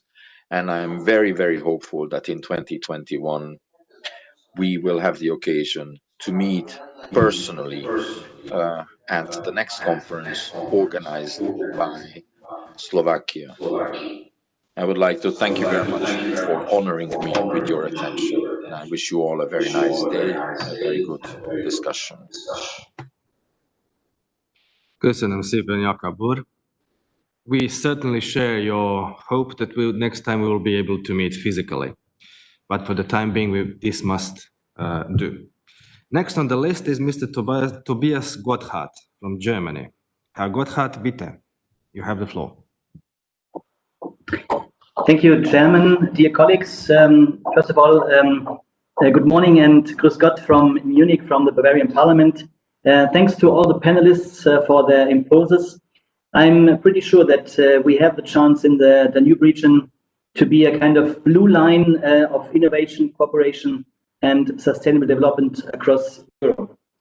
I'm also sure that it's very important to do this in concrete projects and defined focuses. And from the Bavarian point of view, I'd like to focus on 4 pillars. One is the hydrogen innovation, like hydrogen energy in mobility, or things like power to gas from water plants. The second pillar is the bioeconomy, a very broad field, but I think that with the link economy to nature, our region can set very interesting and important impulses for innovation in Europe and the leadership of Europe in this field. The third field, from my point of view, is the huge field of digitalization, robotics, and artificial intelligence. I'm pretty sure that, as it was announced by some of the speakers, it's very important to have a very, very close cooperation across borders, also to ensure a leading role of Europe in this field. It's a very crucial time for development in this sector. And the fourth pillar we'd like to focus is the smart water and flood management. I'm pretty sure that with our experiences along the Danube River, we can give a lot of impulses for this debate and a lot of experience, which has to be shared, and best practices have to be set into concrete projects. And all these 4 pillars I see as a part of the European Green Deal. I'm pretty sure that our region can be a motor of the Green Deal as an innovative motor for Europe. And for that, I had the idea this morning to call for a kind of Danube deal as part of the Green Deal, a Danube deal on innovation, cooperation, and sustainable development. And I'm pretty sure that from our meeting, there can be an impulse for this kind of innovation, and it can be a part of future for the European development. Thank you. Danke, Herr Gotthard. The next speaker is also from Germany, Mr. Joshua Frey. Mr. Frey, you have the floor. Dear Chair, dear colleagues, some issues can be addressed better by a cross-border approach, as we heard. As cross-border panel, we are all aware of this. A global and cross-border approach is also the best way to achieve the development of a more common and sustainable future, as challenges like poverty, inequality, climate change, environmental degradation, peace and justice are global ones. In my region, Baden-Württemberg, at the source of the Danube, the crisis did not call the SDGs of the United Nations into question. On the contrary, we are convinced that we really have to implement them now more than ever, because the 17 goals for sustainable development are aimed precisely at developing a more resilient society that is based on a healthy ecological environment. The corona crisis has shown us what if we strengthen people's health, as stated in SDG 2, we will be more resilient in pandemics. That is why we need to further strengthen sustainable development and sustainable economic investments right now. The pandemic has made it even more important because only the implementation of the SDGs can strengthen our resilience to challenges such as climate change and the loss of biodiversity. Therefore, the public money for combating the consequences of the coronavirus pandemic must be used targeted to achieve the SDGs and to enforce a sustainable economic growth through first, resource efficiency, second, avoidance of emissions, and third, acting for current and future generations to ensure their long-term success. I want to underline the importance of self-sufficiency, which has become evident during the coronavirus pandemic, especially in the field of medical technology and the health sector, and consider that working together towards promoting cooperation and knowledge exchange in the fields of agriculture, new industries, small and medium-sized enterprises, as well as in science and research, should be a priority for European transnational cooperation. In the conference of the Danube Parliamentarians, we should stand up for cross-border solutions based on our common European values: respect for human dignity and human rights, freedom, democracy, equality, and the rule of law. I'm convinced that we have an obligation to do so for the achievement of the SDGs, for instance, with projects especially in the following fields. Energy transition must be encouraged irrespective of borders. We also have to encourage cross-border spatial planning and public transport.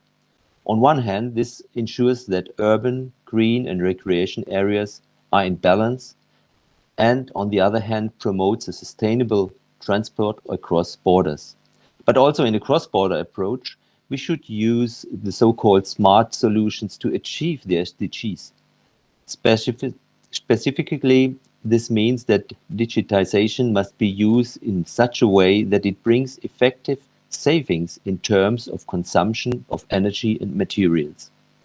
Also, digitization has to be designed for and with people so that they are able to participate in social and professional life. In addition, the further development of artificial intelligence must not restrict democracy, but should even contribute to its strengthening, for example, by combating the so-called fake news. So cross-border cooperation in the field of artificial intelligence and digitization should create synergies with the involvement of all relevant partners. A special focus is to be placed on investments in the field of artificial intelligence serving people with the aim of improving living conditions, taking into account the resource efficiency, ethics, civil rights, social participation, safeguarding democratic values, and job security. In cross-border cooperation, these aspects can bring great synergies for all in the sense of European solidarity. Let us make use of them together. Thank you.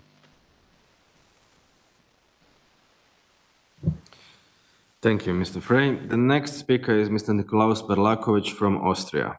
You have the floor. Thank you very much. Best greetings from Austria. Schönen guten Tag wünsche ich aus Österreich.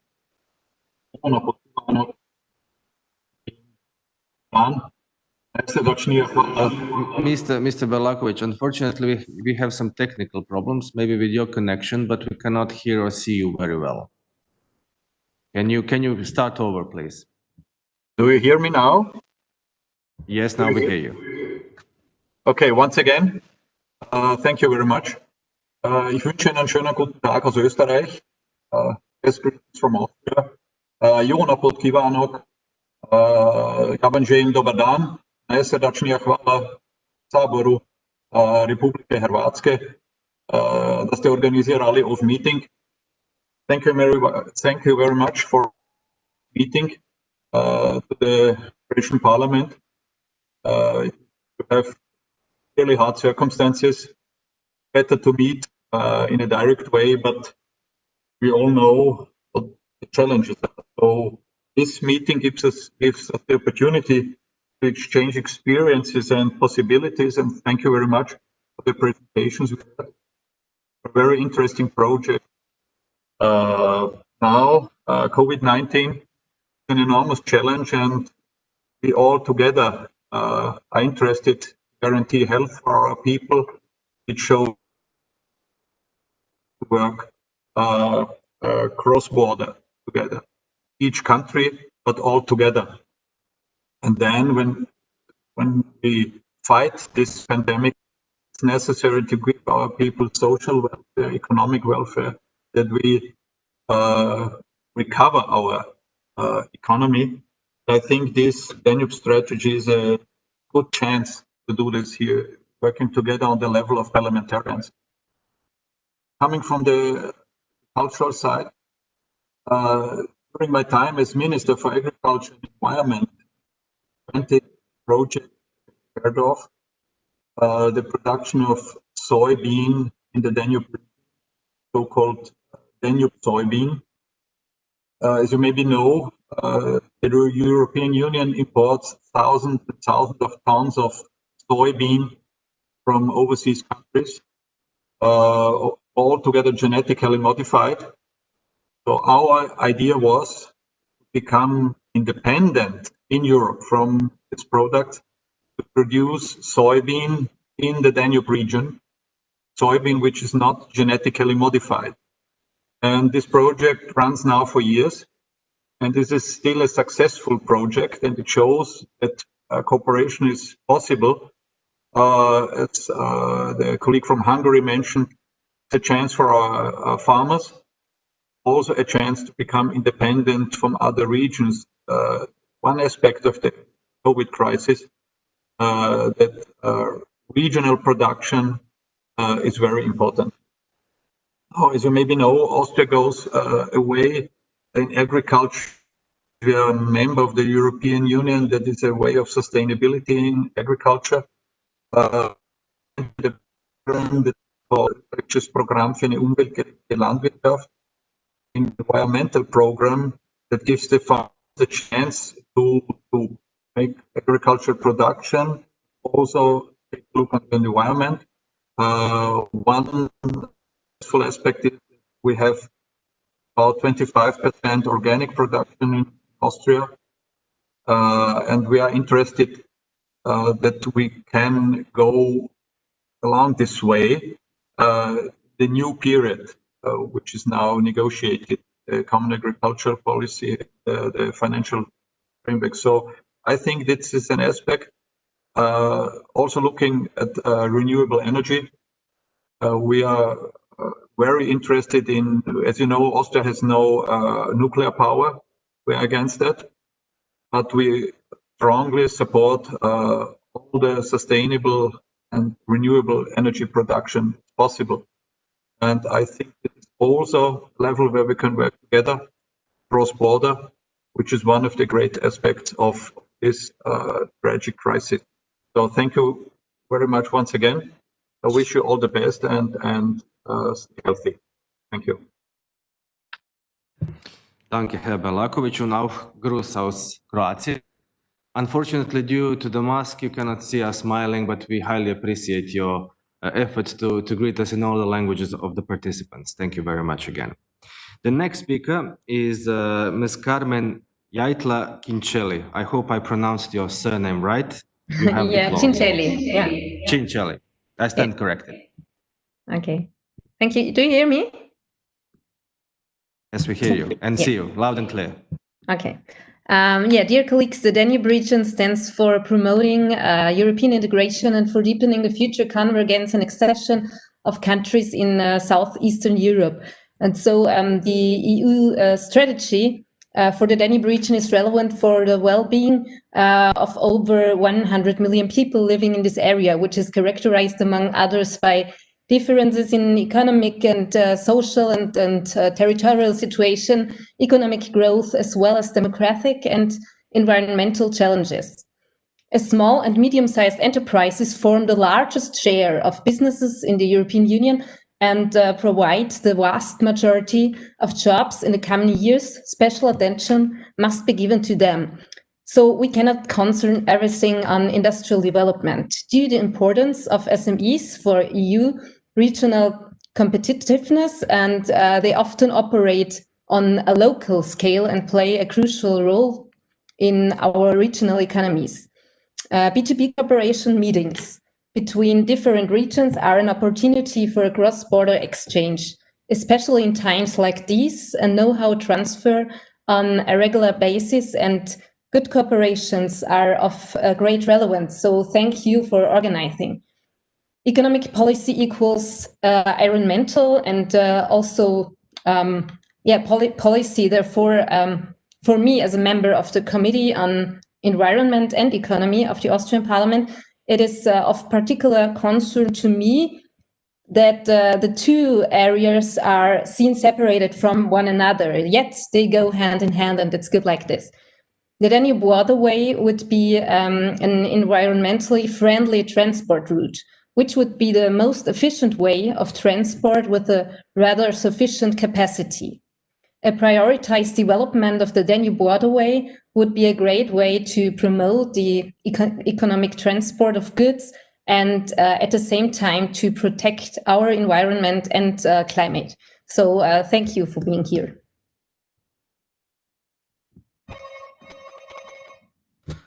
Thank you, Madam Jaitla Cincelli.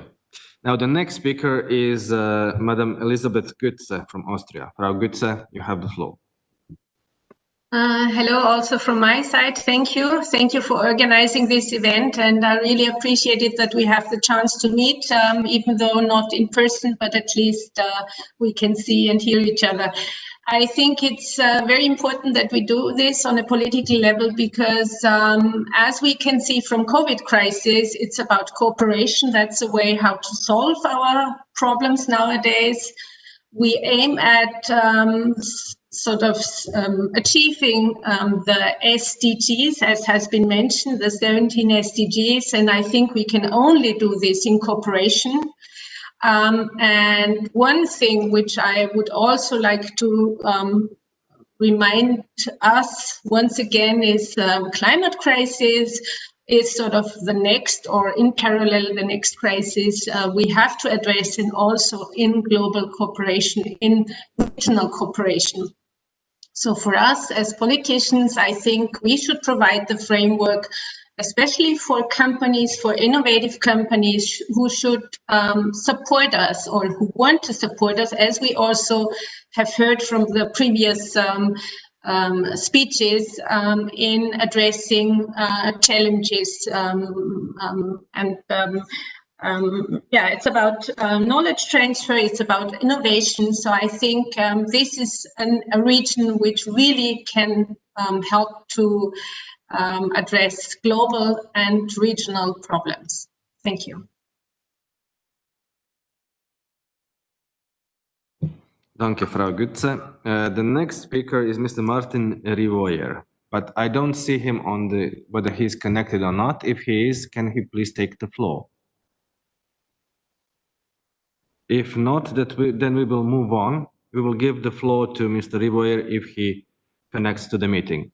The next speaker is Mr. Iulian Iancu from Romania. Mr. Iancu, you have the floor.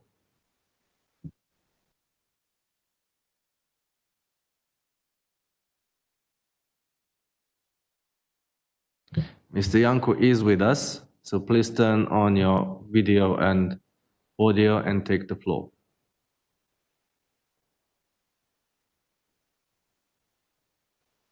Okay, if Mr. Iancu is not with us now, we will move on and give him the floor, try to give him the floor after the next speaker. And the next speaker is my counterpart in Bundesrat, Herr Guido Wolf. Herr Wolf, you have the floor.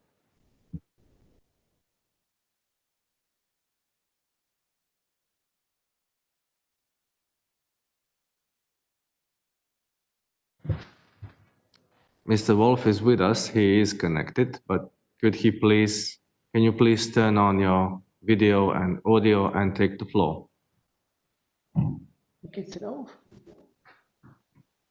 Voila, you have the floor. Sorry.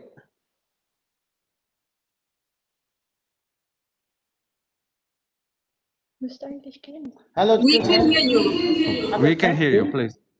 We can hear you. Please speak. Yes. Please continue. Thank you very much, and thank you for being together in this conference. Ladies and gentlemen, dear colleagues and friends, it's a special pleasure for me to participate in today's parliamentary conference because I clearly remember our first parliamentary conference. We was hosted by the State Parliament of Baden-Württemberg in July 2013. It was initiated on behalf of the President of the Landtag of Baden-Württemberg. To be honest, that was me in my former capacity. Indeed, we need smart solutions for sustainable development. However, this is not only about digitalization and manufacturing, research and innovation, engineering and processing. We also need rules, a strong legal framework and reliability. Without the rule of law, we will not be smart. There will be bad solutions. We will not reach sustainability, and we will have backslide instead of development. In September last year, I organized a conference of the ministers of justice from across the Danube region in the Donaustadt Ulm, that so-called Danube Ministerial Conference on Justice. All of us, including ministers, representatives, and state officials from Hungary, Serbia, Bosnia and Herzegovina, and Bulgaria, agreed that the rule of law is fundamental for the European Union, the functioning of the single market, and for the daily lives of our citizens. Moreover, we agree that legal certainty and accountability, independence of the judicial system and access to independent judges and public administration acting in accordance with the law are crucial for our common understanding of the rule of law. Legal certainty is fundamental for not only citizens, consumers and investors, but for each kind of cooperation in the fields of research, innovation, manufacturing, and digitalization. For example, the Green Deal as an overall framework with so many objectives will never succeed without trust in institutions. Therefore, we should strongly advocate the rule of law and the independence of the judiciary. Moreover, it is our duty to ensure that justice systems will be well equipped for the digital age. There is also a need for smart solutions, probably accelerated by the current pandemic, and this could be a new area of cooperation across the Danube region. Nevertheless, we are committed to build a common area of shared democracy, rule of law, prosperity, and stability in the Danube region. Thank you very much. Thank you, Herr Wolf. The next speaker on the list is Madam Marina Pendes from Bosnia and Herzegovina. Gospođo Pendes, izvolite. Hvala lijepa. Distinguished colleagues, respective high officials and representatives of executive, It is my great pleasure to join you today on the occasion of the 7th Conference of Danube Parliamentarians. Let me use this opportunity to thank Croatia, especially now when we face common challenge, COVID pandemic, that affects our economy, employment and growth. It also forced us to change our current national strategies, adopt new ways of thinking and considering usual approaches and invest much more effort in common goals designed under the EU guidance and expertise. One of those strategic helping us in the direction is EU SDR, and I see this event as a direct contribution to its strengthening and reaffirmation. Choice of today's topic is much designed in spirit of this strategy, but also tailored to the current challenges, at least those that we can at this stage. Like any global crisis, current one is highly costly and carries huge risks. As parliamentarians, we have to address, counter and minimize the effects of those challenges through our communication, coordination and even harmonization where needed in the fields of relevant for our societies. This crisis is strong. It can change the whole world. We need smart solutions, innovative and as well as technologies to build bases for sustainable growth in our countries and in the region. We also need to boost regional cooperation by the EU because none of us can handle this crisis alone. Challenges are even bigger for countries such as Bosnia and Herzegovina, undergoing a sensitive transition and in need of and economic reforms. Economic burdens caused by COVID-19 threaten to undermine achievements and put aside all other reform sectors, such as rule of law, governance, realization of political criteria, constitutional issues, electoral law reform related to issues of legitimate election and representation of the constituent peoples in relevant collective representative institutions, but also to the several rulings of the European Court of Human Rights, which also require our attention. We must not go none of these things due to COVID-19, as they are integral part of our EU path, detected also by the European Commission as prominent issues required for the accession of Bosnia and Herzegovina to EU. We have been reassured in these previous months by the EU that our region, Herzegovina as part of it, still is part of strategic EU interest. None of us is forgotten and none is left behind. That seems to be a reasonable interpretation of the EU policy. Danube Conference is compatible to these efforts, only that is focused, but still very important, especially to counter negative effects of COVID crisis.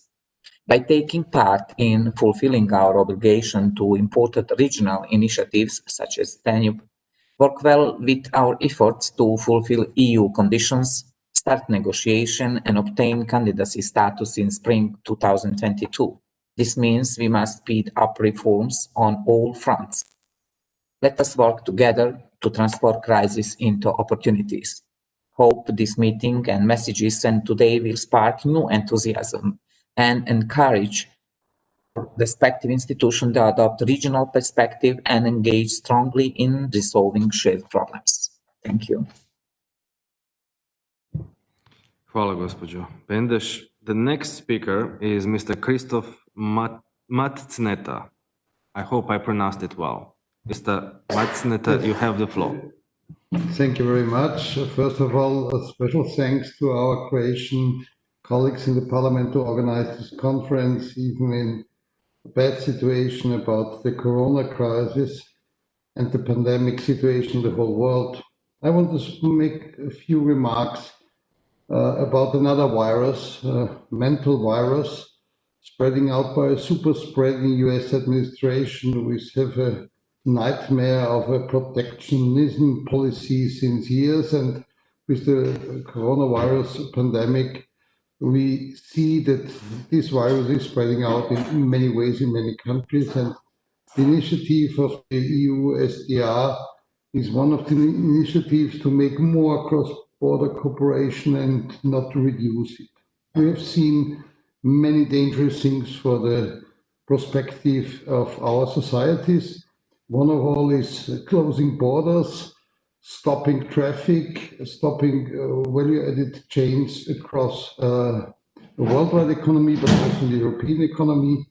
And we have seen in all our societies initiatives that will be reduced international cooperation. One example, closing the borders is one way to stop the virus and the epidemic situation. But on the other hand, there was many initiatives, also in my own country, Austria, to say to the people, hey, tourism, stay at home, stay at your home country.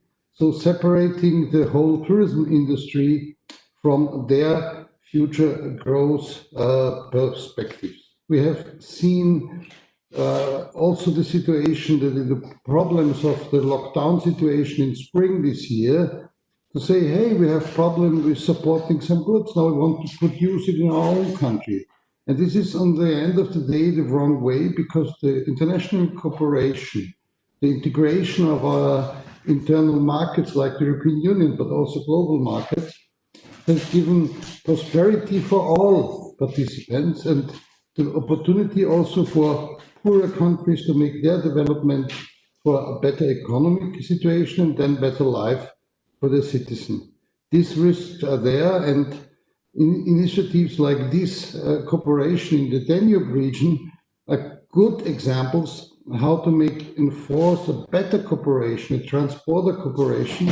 And I think it is our intention that small countries along, but also countries heavily dependent on the economic structure with a broad SME base, need to enforce this cooperation. And I will invite you to make, within the European Union, but also on international level, to fight against this development in the direction of separarization, of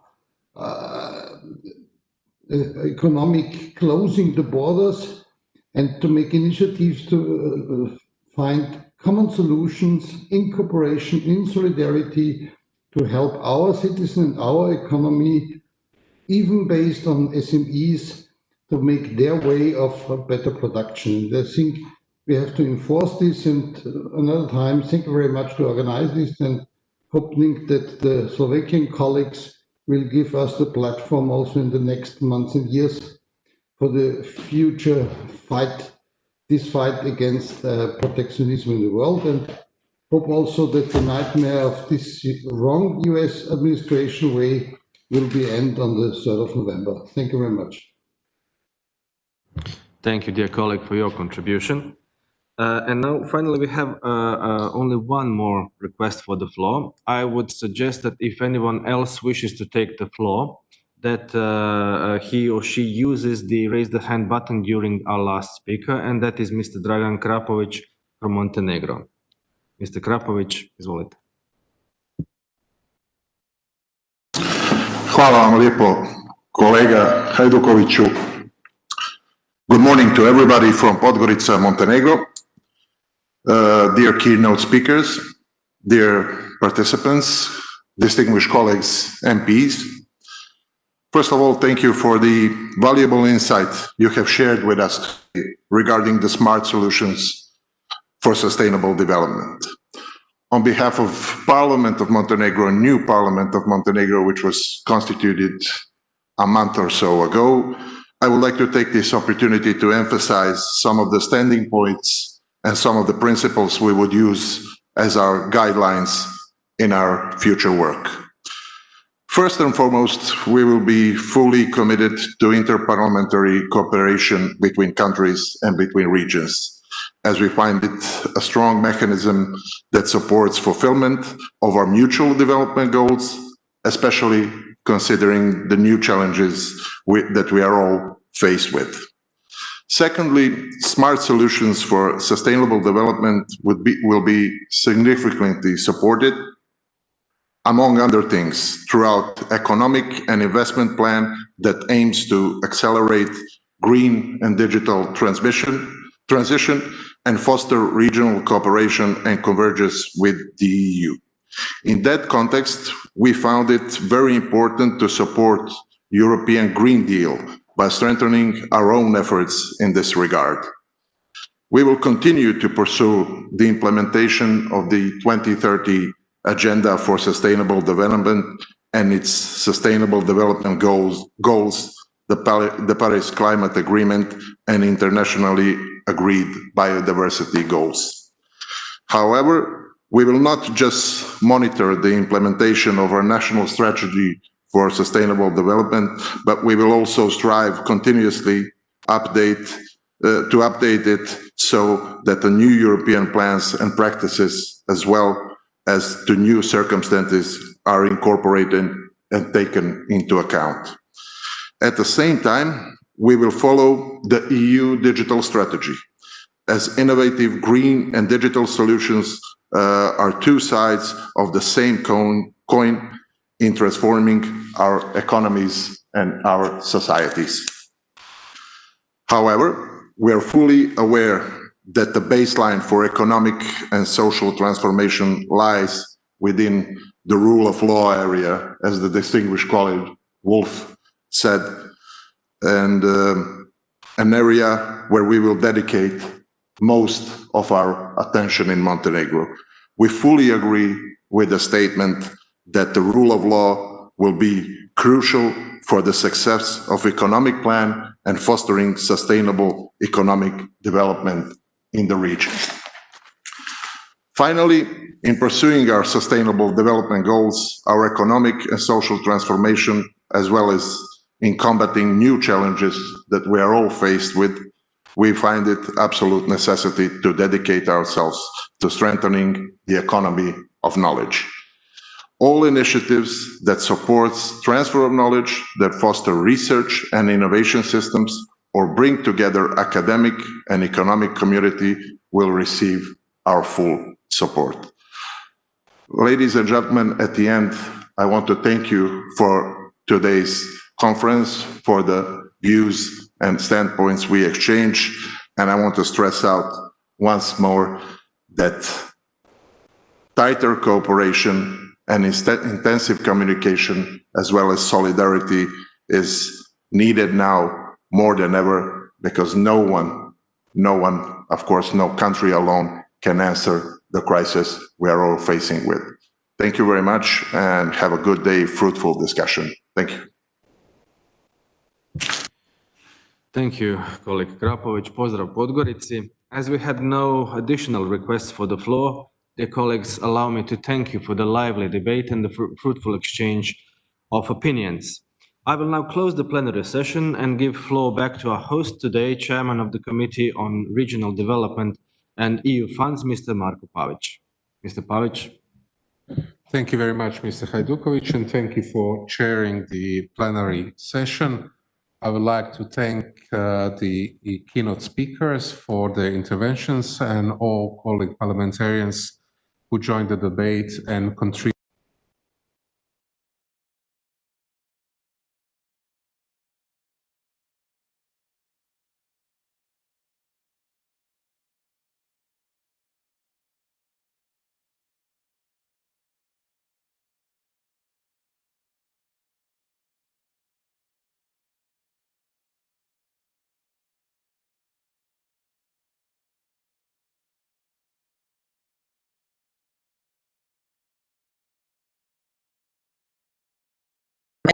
Microphone, mister.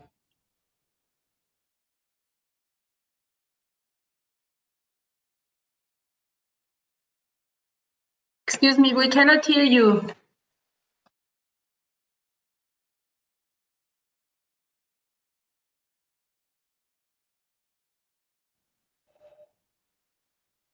It's okay now.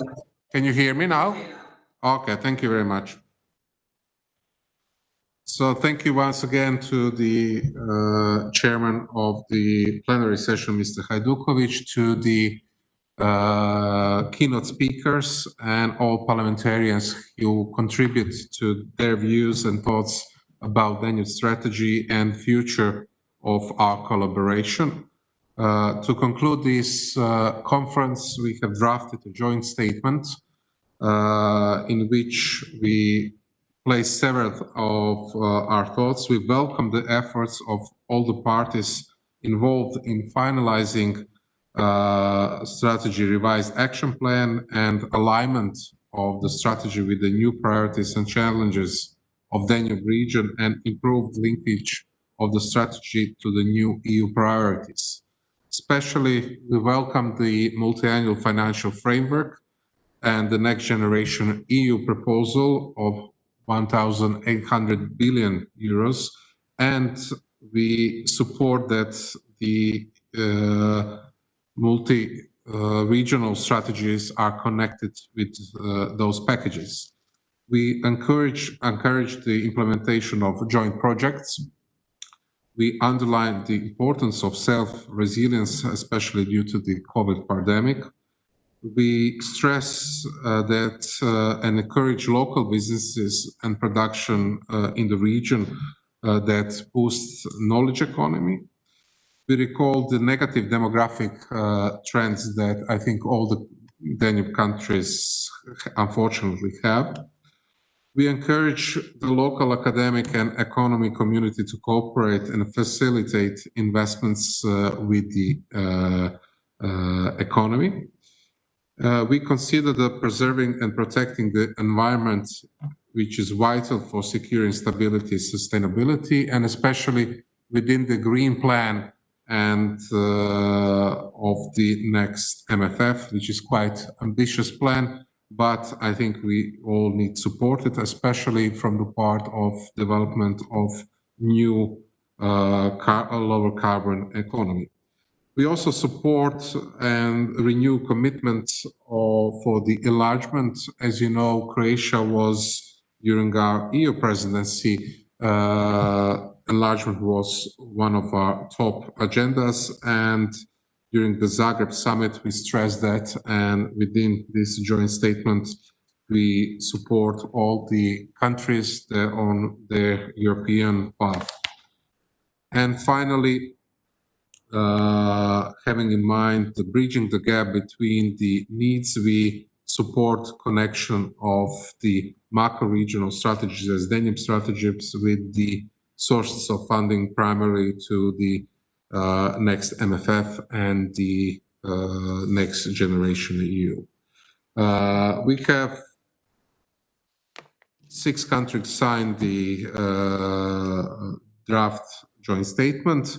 We encourage, and we had from several of you comments that you would like to sign the statement. So please, if you want to join the statement, please do it today and send to our to the Parliament agreement to join the statement. With this, I would like to thank you all for this fruitful conference. This is the last event of Croatian presidency of Danube strategy. We just passed the steering wheel as a symbol of steering and the presidency to Slovakian presidency. So I wish all the best to Slovakian colleagues within their presidency next year, and we look forward for the next parliamentarian conference in organization of Slovakian colleagues. Stay healthy, and I wish you all the best in your work. Thank you very much to all participants. Thank you. And bye-bye.